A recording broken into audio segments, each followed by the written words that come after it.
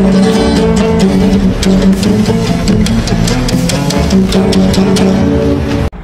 magandang gabi po sa inyong lahat mga minamahal ko mga kababayan. Sumuli po, nandito na naman po yung lingkod, Epifanio Labrador, dito po sa ating programang Reaction Movie Rado ko.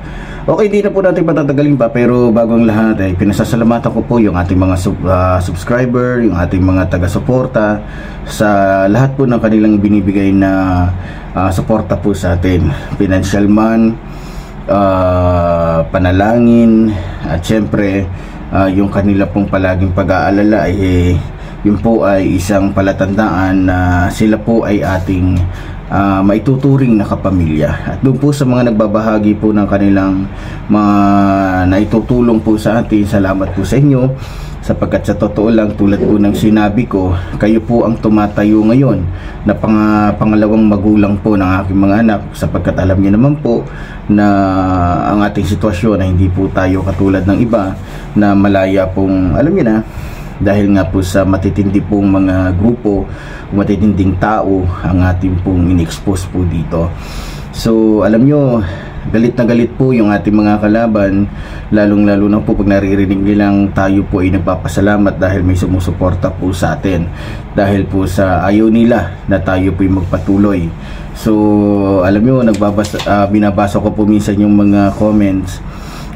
Yung iba galit, yung iba naman nagkukunwari na akala mo hindi DDS at tayo po ay hinihimok na wag nang humingi ng tulong. Ang tanong ko po, kung di po ako hingi ng tulong, kanino ko hingi ng tulong? Di ba? Alam nga naman sa kanila. Alam naman natin, mas lalong hindi sila tutulong sapagkat yan nga ang gusto nila napatahimikin tayo, mawala na tayo sa YouTube dahil alam nila hanggat tayo nag-iingay, parami ng parami, palawak ng palawak, marami mga Pilipino ang nabubuksan po ang kanilang mga isipan sapagkat totoo po ang ating mga sinasabi dito. Totoo po yung ating binabahagi.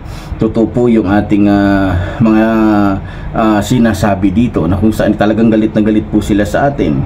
So kaya sa mga kababayan po natin, ganun pa man, gusto kong sabihin sa inyo na ang aking pong paghingi ng tulong sa inyo ay hindi po sa pilitan. Although nandito po palagi ito pong aking GCash number dito po sa ating screen, ako'y nagbabakasakali lang naman doon po sa mga kababayan natin na mayroon pong damdamin sa programa natin. So hindi po to sa palitan.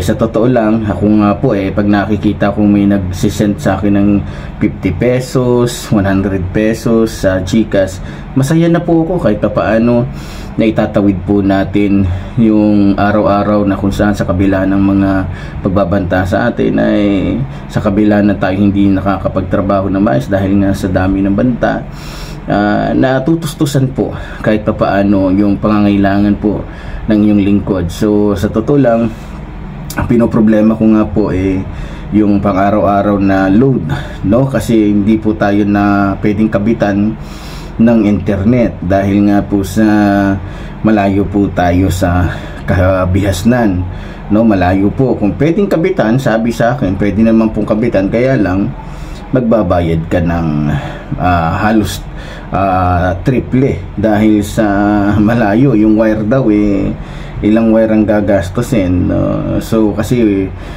kung mangyayari yun pahirapan, no? Tsaka hintayin pa daw nila yung approval kung pwede ba, kasi sobrang layo po talaga natin. So salamat po dun sa mga tumulong. So nung nakaraang gabi po, tayo po nanawagan na matulungan tayo makabili ng solar. So ngayon po, sa totoo lang, salamat po. Hindi kita kilala, hindi kasi sinabi kung sino yung pero ganun pa man, dalangin ko na ang Diyos po ang magbalik sa inyo ng siksik, liglig at umaapaw, no? Salamat po sa lahat, kasi yung aking messenger po, ganun pa man, kahit mag-message po kayo sa akin, hindi po ako makaka-reply dahil nga po sa parang 17 days pa bago ko mabuksan muli yung ating messenger. Pero ganun pa man, salamat po sa lahat ng ating mga kababayan na tumatayo po ngayon bilang aking kapamilya, kapatid, magulang, o tumatayong pangalawang magulang ng aking mga anak, na kung saan dahil po sa inyo natutustusan po ang kanilang pangangailangan.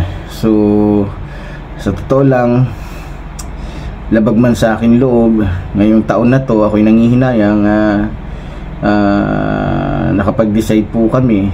Sa totoo lang, hindi lang para sa bayan, ayokong ano yung sitwasyon ng aking mga anak, pero nagdesisyon na namin na patigilin na lang muna sa pag-aaral dahil malayo. Unang-una, wala po tayong sasakyan, no? O kahit may sasakyan man, hindi rin ako pwedeng so pero sisikapin ko na kung makakausap natin yung eskwelahan na malapit-lapit dito, at kung pumayag, mas mabuti, no? Ganun po ang sitwasyon natin ngayon, no? So sa mga kababayan natin, salamat po. Okay, dumako na po tayo sa ating usapin ngayon patungkol po sa ito yung sinasabi ko sa inyo, na sa kahit anong paraan talaga pong iiwas at talaga pong gagawa po ng paraan itong mga ito. Sino po yung sinasabi ko? Ito pong mga kampon po ni Rodrigo Roa Duterte, para po hindi makita yung katotohanan kung ano at sino talaga sila. Pero meron po tayong mga ebidensya kaya po natin nasasabing mga sinungaling ito. Alam nyo, sa totoo lang, marami po sa mga senador ang naglabas na po sa kanilang, o karamihan sa mga senador ay naglabas na po ng kanilang salin, no? Naglabas na ng kanilang mga salin. Ang problema, yung kanila pong, o karamihan po sa kanila, yung kanila pong inilabas na mga statement of asset,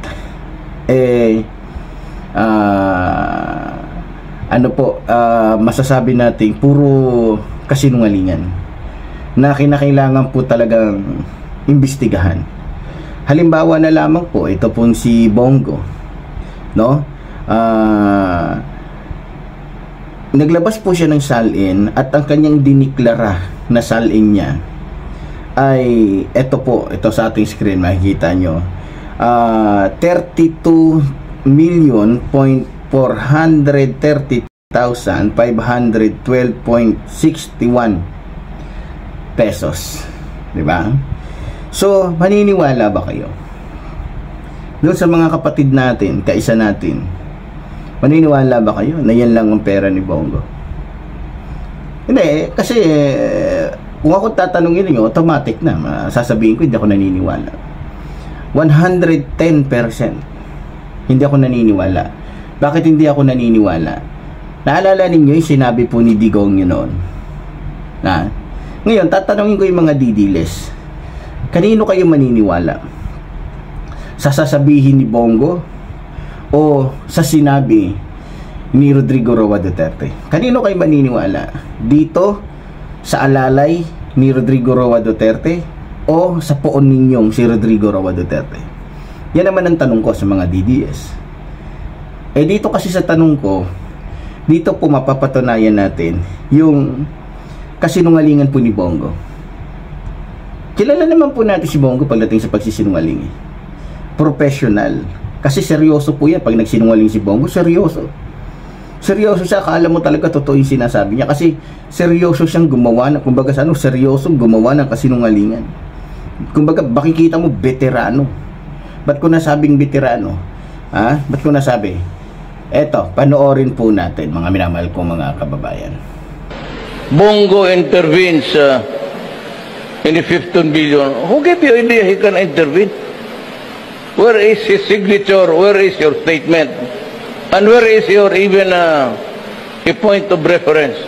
Dumadata, ang dami talaga tala sa akin. But look at, alam mo, hindi ako mag-ibang puro bilyonaryo to. Sa totoo lang. Punta kayo dapat, tanongin niyo kung sino yan.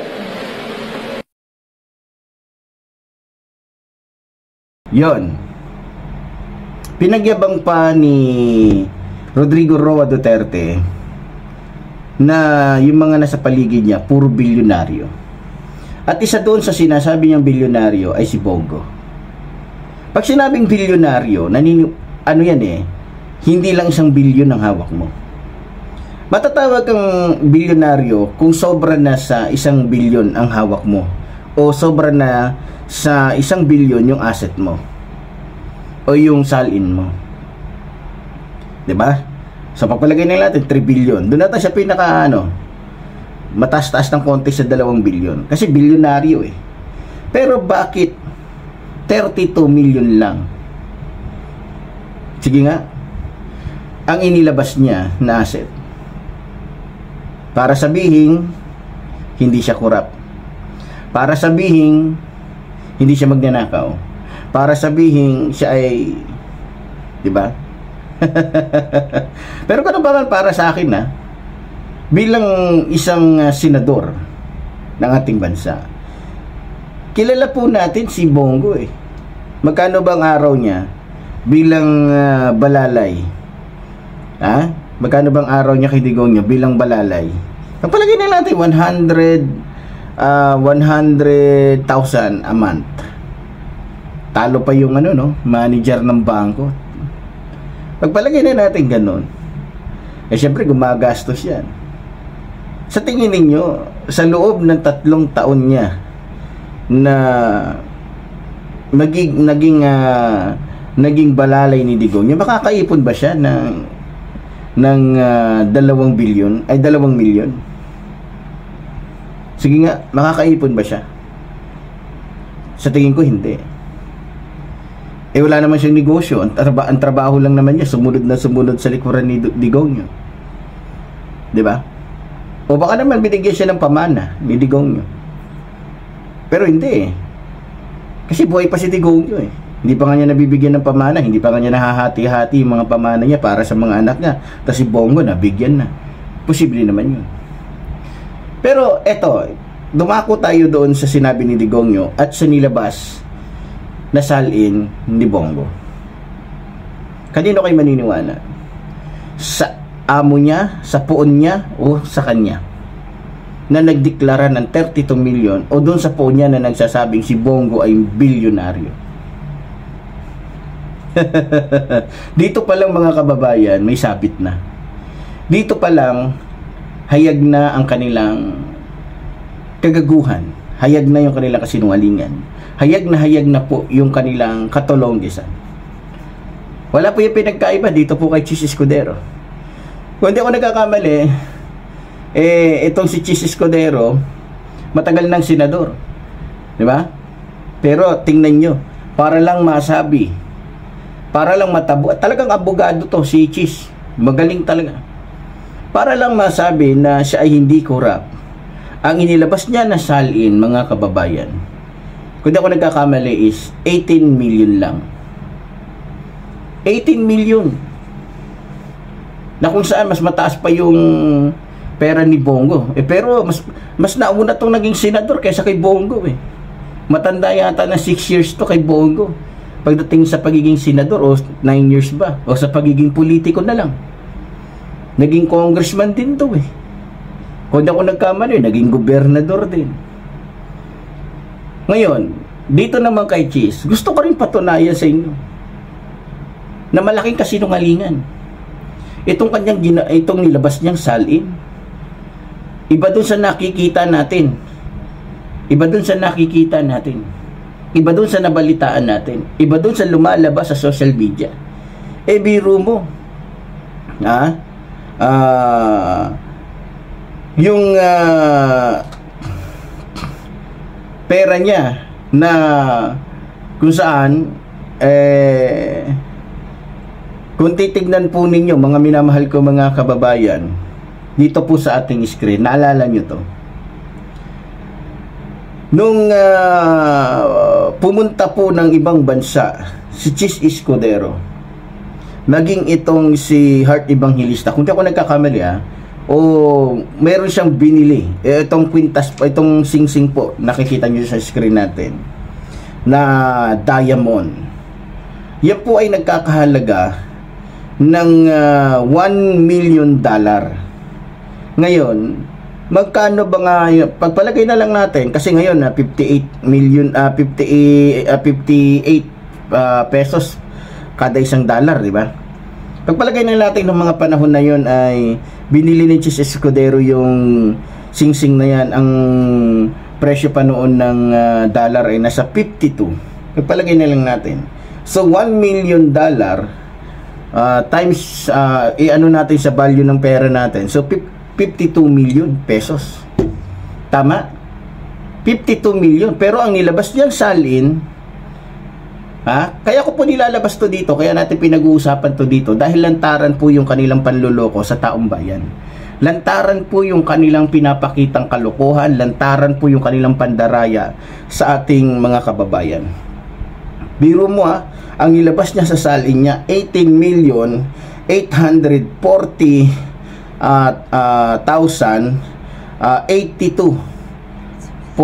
pesos, 0.62 centavos.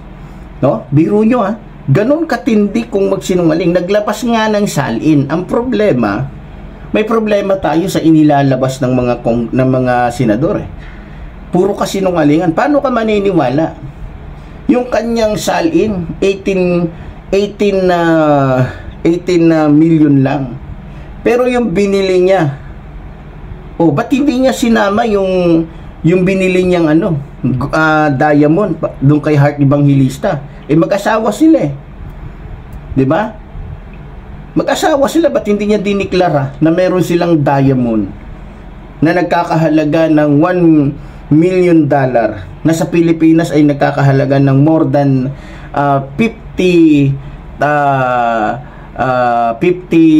million mahigit, di ba? Itong video na to, panoorin ninyo mga kababayan. Tuwa-tuwa si Heart Evangelista Ito, panoorin ninyo mga kababayan.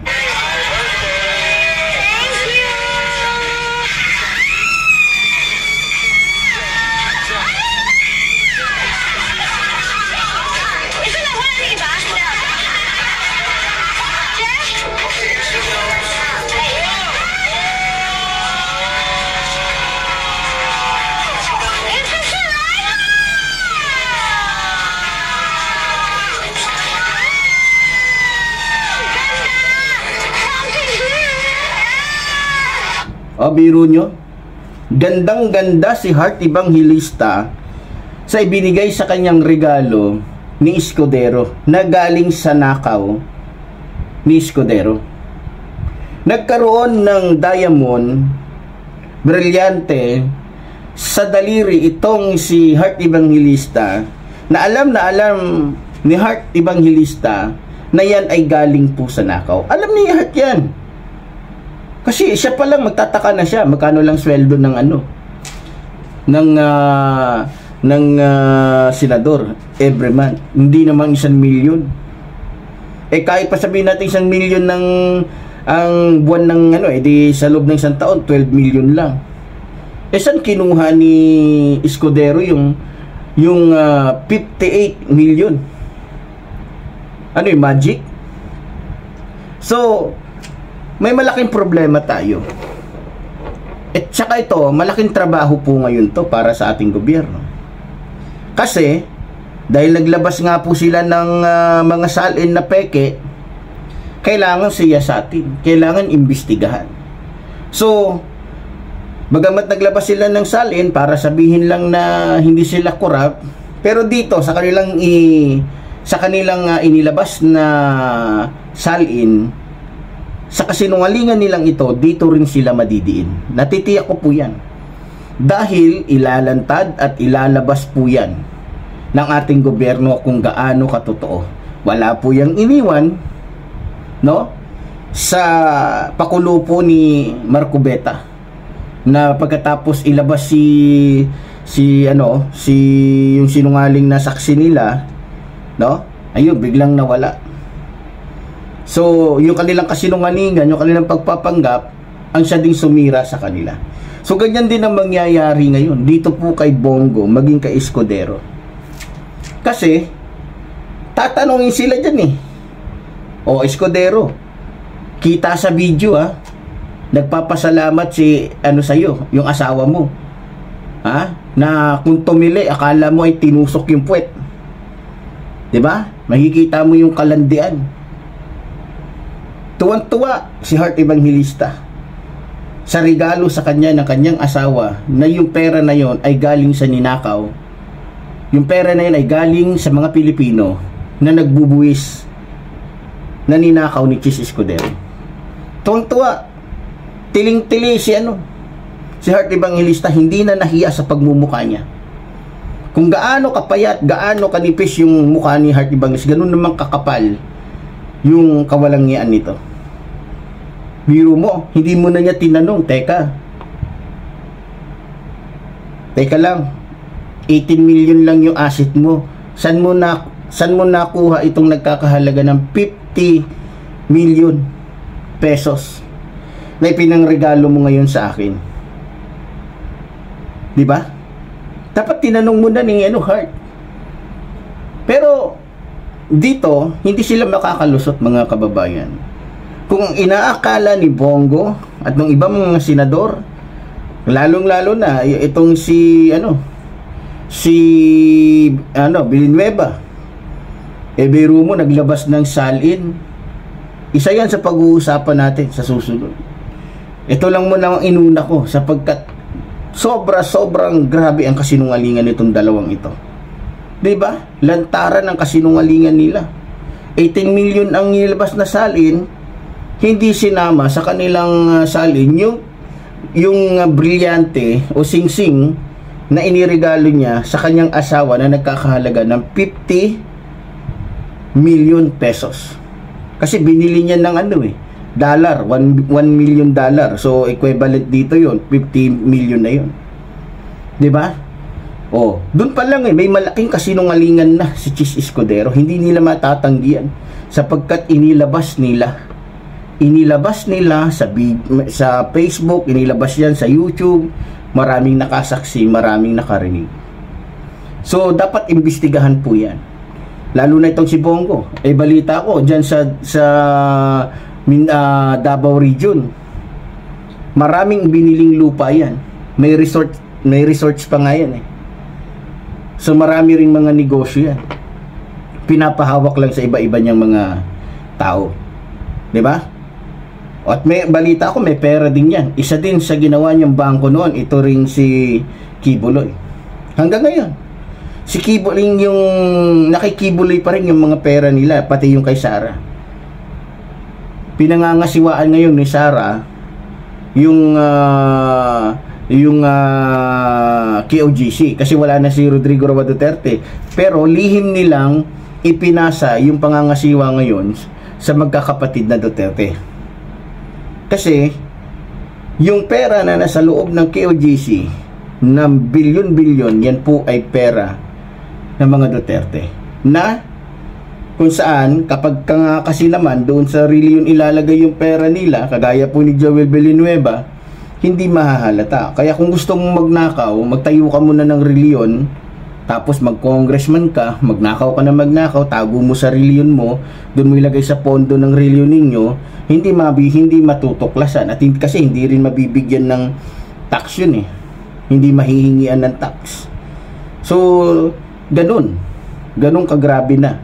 Yung mga leader ng mga reliyon, gustong mag-senador, gustong pumasok sa politika, para, di ba, mas lalong dumami yung pera. Mukhang mahina kasi ang kita nila sa reliyon na tinayo nila. Mukhang mahina yung kita. Kaya yung iba papasok na sa politika, kagaya ni Eddie Villanueva. Mukhang hindi kontento. Siguro nakatikim ng milyon-milyon na pera sa reliyon niya, abay nagnais pa ng bilyon-bilyon o trilyon-trilyon. Kaya ilang beses din tumakbo ng pagka-pangulo. Pangalawang beses yata o isang beses lang ba? Tingin ko para pangalawang beses na nag-attempt na magpangulo, para lang siguro iniisip niya ginagamit pa yung Diyos. 'Di ba? Kung kalooban talaga ng Diyos na manalo siya, kung talagang siya ay sa Diyos, mananalo siya. Mas mukhang sa tingin ko 'di ba? Mukhang mas kung titignan mo pwedeng magyabang si Digong sa kanya 'di ba? So sa mga kababayan natin, pasyensya na po kayo kung ako po ay wala minsan sa tamang oras o iba-iba yung oras ko sa pagbablog, sa pag-upload, dahil nga po sa ang inaano ko rin po yung load, o kahit na may pera po ako, kailangan ko pa po kasi maglakad, o kailangan ko pa mag-utos, no? Siyempre hindi naman, di ba, hindi naman tayo malapit sa sa hindi tayo malapit sa tawag nito sa tindahan. So kasi ang nangyayari po kasi mga kababayan, kapag nakakatanggap po kasi sa GCash, yung may-ari po kasi nung GCash, kailangan ko pang, di ba, hagilapin. Dahil tayo po ay wala naman GCash, di ba? So ganun pa man, mga minamahal ko mga kababayan, maraming salamat po sa inyong lahat. At sana po wag po kayo mag-i-skip ng ads, nang sa ganun ay magmukha naman pong studio balang araw. Muli, ito pong ating magkaroon ng magandang studio, ito pong ating YouTube channel. No, pasensya na po kayo sapagkat ano-ano lang tong atin. Kumbaga pinapaganda lang natin para magmukha namang kahit pa paano. Pero okay lang, alam ko naman hindi naman ito ang yung kailangan ninyo, yung ating pong pagsisiwalat dito at mga sinasabi. So muli po, tulad po ng sinasabi ng lingkod, mabuhay po ang ating ng bayan, mabuhay po ang nagmamahal sa ating ng bayan. Maraming salamat po.